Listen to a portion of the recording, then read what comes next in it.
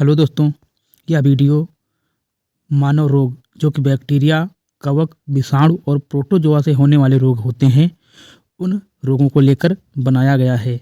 यह वीडियो आगामी UPPCS pre 2024, RORO 2024 और 17वीं बीपीएससी परीक्षा के लिए बहुत ही महत्वपूर्ण वीडियो होगा।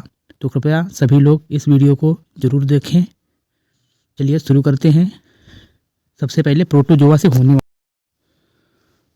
से होने वाले रोग। यहाँ पर हम बात कर रहे हैं। प्रोटोजोआ से होने वाले मुख्य रोग होते हैं 7, जैसे पायरिया, मलेरिया, डायरिया, निद्रा रोग, पेचिश, कालाजार, चागा रोग। ये सब प्रोटोजोआ से होने वाले रोग होते हैं। अब यहाँ पर हम पहला रोग ले रहे हैं, जो प्रमुख रोग है मलेरिया। मलेरिया जो रोग है, इस रोग में लीवर एवं प्लीहा दोनों संक्रमित होते हैं। इसमें प्लाज्मोडियम परजीवी और फैल्सीफेरम या प्रोटोजोआ संक्रमित करता है। और संक्रमण का मुख्य कारण क्या होता है? इसका वाहक जो होता है, वाहक कौन होता है? मादा एनाफिलीज मच्छर। इसके संक्रमण से ही यह रोग फैलता है। इसकी दवा सर्वप्रथम सिनकोना की छाल से बनाई गई थी, जो कुनेन नाम से प्रसिद्ध है। और इस के खोजकर्ता थे कौन? रोनाल्ड रास। इसके खोजकर्ता कौन थे? रोनाल्ड रास। अब हमारा दूसरा रोग आता है निद्रा रोग। निद्रा रोग जो ट्रिपनोसोमा प्रोटोजोआ के प्रभाव से फैलता है। यह संक्रमण, इसका प्रभाव क्या है? Trypanosoma protozoa. और यह संक्रमण सीसी मच्छी के काटने पर फैलता है। निद्रा रोग में क्या होता है? नींद नहीं आती है, मस्तिष्क की झिल्ली पर प्रभाव पड़ता है। फिर इसके बाद है टैक्सोप्लाज्मा ग्रैंडियोसिस रोग। यह बच्चों में हाइड्रोसिफिलिस रोग के नाम से जानते हैं। इस और इंसान में ब्रेन प्रभावित हो जाता है। इसके वाहक चूहा हैं और यह टैक्सोप्लाज्मा गौंडी प्रोटोजोआ से फैलता है। फिर होता है कवक और फफूंद से होने वाले रोग। कवक अथवा फफूंद या फंगस।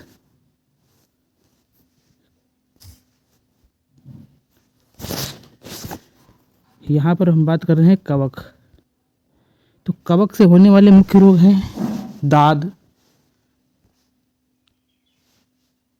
खाज, खुजली, गंजापन, एथलीट फूड मतलब पैरों में सड़न या बीमारी, asthma.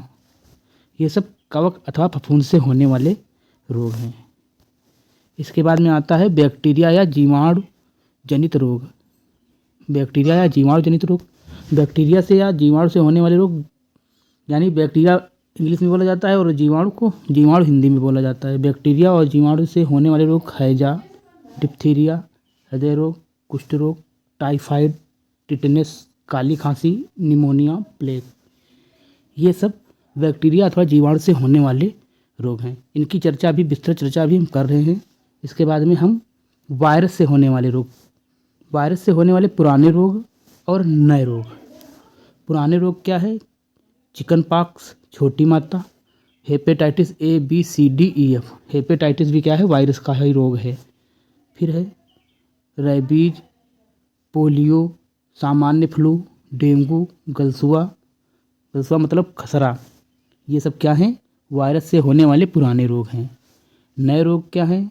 सार्स-कोव-1, SARS CoV two, MERS-CoV, Nipah, Zika, Ebola, COVID, bird flu, swine flu, AIDS. ये सब क्या हैं? वायरस से होने वाले नए रोग हैं। अब हम बात कर रहे हैं मानव रोग और उपचार। मानव रोग जो होते हैं उनको क्या बोला जाता है? हिप्पोक्रेटस बोला जाता है। मानव रोगों की जो दवा होती है, दवा विज्ञान या औषध विज्ञान को क्या बोलते हैं? हिप्पोक्रेटस बोलते हैं। रोग कीटाणु सिद्धांत रॉबर्ट कोच ने दिया था। हमारे पास कुछ जन्मजात रोग भी होते हैं, यानी जिसको आनुवांशिक रोग कहते हैं, जैसे हीमोफीलिया, हृदय विकार और वर्णांधता। वर्णांधता कैसे रोग है? वर्णांधता जो है आनुवांशिक रोग है। अब एक प्रमुख बात इसमें है कि मादा एडीज इजिप्टी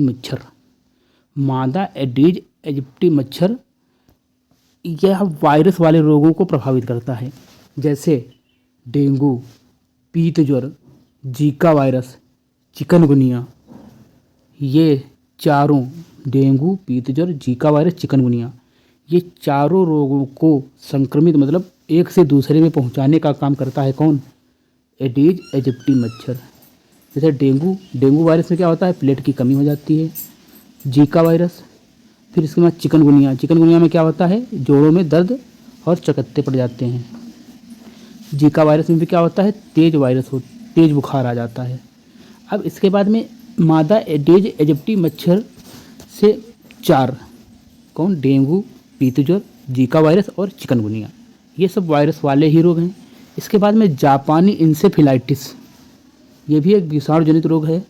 इसको क्यूलेक्स मच्छर जिसका जन्म धान के खेत में होता है, उसके कारण जापानी इंसेफेलाइटिस होता है और यह सुअरों के माध्यम से फैलने वाला रोग है। किसके माध्यम से फैलने वाला रोग है? सुअरों के माध्यम से फैलने वाला रोग है। अब हम कुछ जीवाणु जनित रोगों की बात करे ले रहे हैं, जैसे ट्रेकोमा या रोहा रोग। ट्रेकोमा या रोहा रोग, यह रोग जो है यह क्लेमाइडिया ट्रेकोमैटिस जीवाणु से होने वाला रोग है। यह जीवाणु संक्रमित वस्तु का उपयोग करने से होता है। इसके द्वारा क्या होती हैं? आँखें लाल हो जाती हैं, निद्रा हो जाती है। उपचार के लिए पेनिसिलिन या क्लोरोमाइसीटोन का उपचार किया जाता है। हालांकि अब भारत में ट्रेकोमा मुक्त की घोषणा WHO के द्वारा कर दी जा चुकी है। भारत इस समय ट्रेकोमा मुक्त हो चुका है। इसके बाद में हैजा, ये भी जीवाणु जनित रोग है। इसका कारक कौन है? विब्रियो कैलोरी जीवाणु। और संक्रमण कैसे फैलता है? दूषित जल से। इसके लक्षण क्या हैं? उल्टी या दस्त। हैजा का टीका या पानी उबालकर पीना चाहिए। टाइफाइड जीवाणु जनित रोग है। सल्मोनेला टाइफी जीवाणु, दूषित जल, इसका संक्रमण होता है। सिर दर्द, इसका उपचार क्या है? टीका। टिटेनिस, क्लोस्ट्रीडियम टिटेनी जीवाणु, यह इसमें क्या होता है? चोट के घाव में संक्रमण हो जाता है। इसके कारण तेज बुखार आता है। इसके लिए भी पेनिसिलिन या एंटी सीरम का इंजेक्शन लगवाया जाता है। डिप्थीरिया भी जीवाणु जनित रोग है। कोरोनी बैक्टीरियम डिप्थीरी जीवाणु से क्या होता है? और इसके बाद में क्या होता है? ये संक्रमण करता है खाना वाली जगह पे, और हृदय मस्तिष्क क्षतिग्रस्त हो जाते हैं इससे। ठीक, फिर आता है तपेदिक या टीबी या क्षय रोग। इसका जो है ये भी जीवाणु जनित रोग है। इसमें क्या होता है? माइक्रोबैक्टीरियम ट्यूबरक्लोसिस जीवाणु। इसका जीवाणु याद रखना हो, क्योंकि इस समय टीबी से संक्रमित सबसे ज़्यादा भारत ही निकला है। तो माइक्रोबैक्टीरियम ट्यूबरक्लोसिस जीवाणु टीबी का जीवाणु है।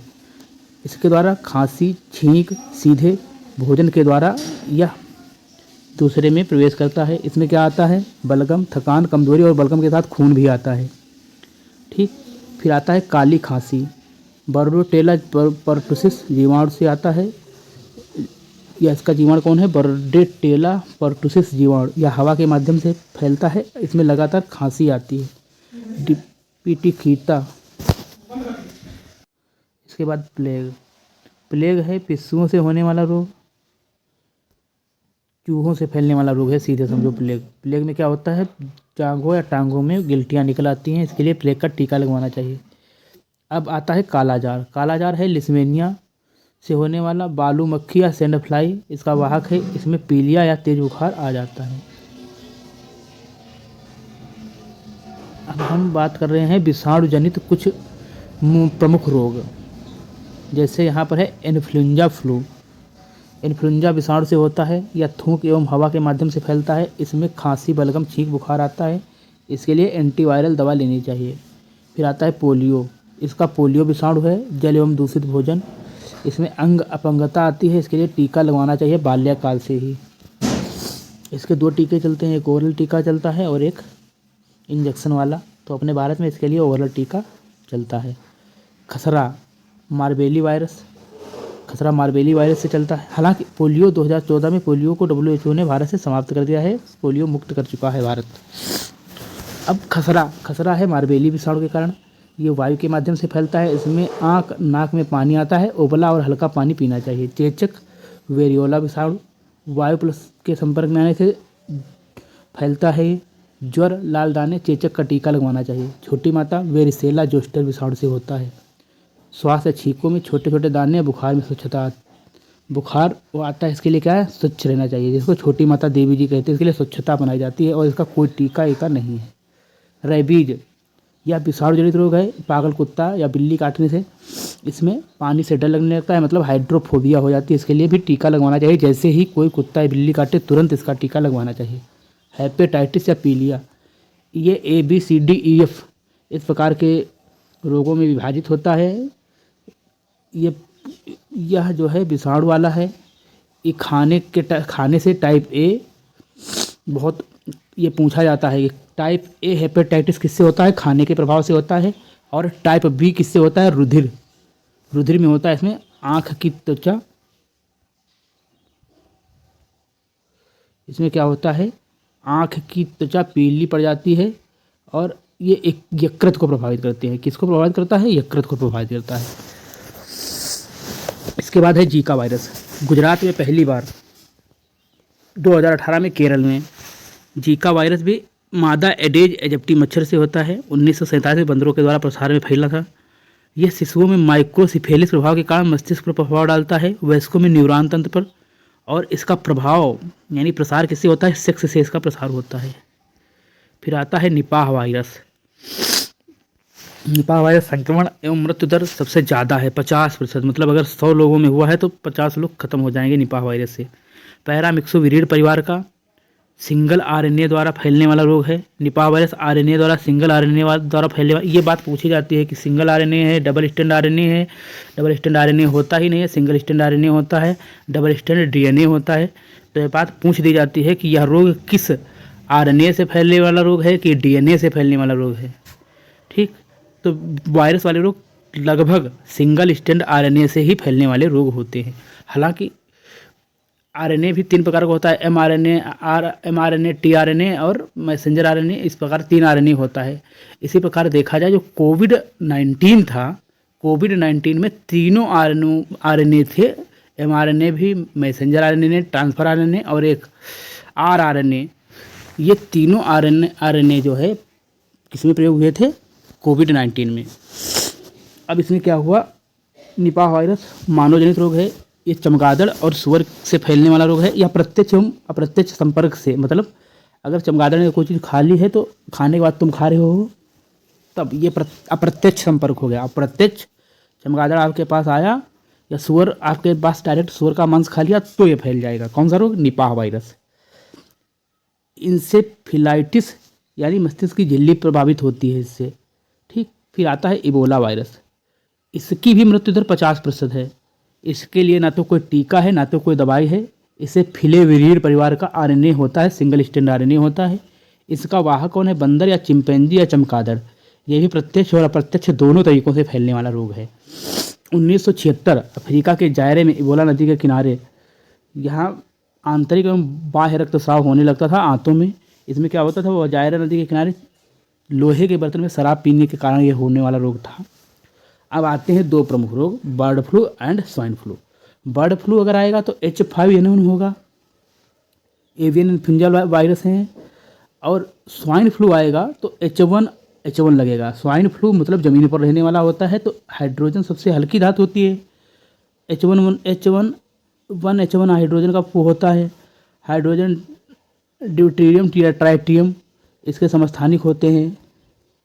ठीक, तो हाइड्रोजन सबसे हल्की धातु होती है। अगर H1 है तो सबसे H1 मतलब एक ही अणु होगा तो कम उड़ेगा, और H5 ज़्यादा उसके अणु मिल जाएगा तो ज़्यादा जल्दी उड़ेगा। तो इतना याद रखना, H1 नाम से अगर H1N1, H1N2, H3N2 आ रहा है तो क्या होगा, स्वाइन फ्लू आएगा। H1 आ रहा है अगर आगे तो स्वाइन फ्लू, और H5N1 आ रहा है मतलब आगे H5 आ रहा है तो क्या होगा, बर्ड फ्लू होगा। तो ये हमारे सारे रोग लगभग हमने समाप्त कर लिए हैं, जो कि हमारी इन परीक्षाओं के लिए बहुत ही महत्वपूर्ण हैं। धन्यवाद।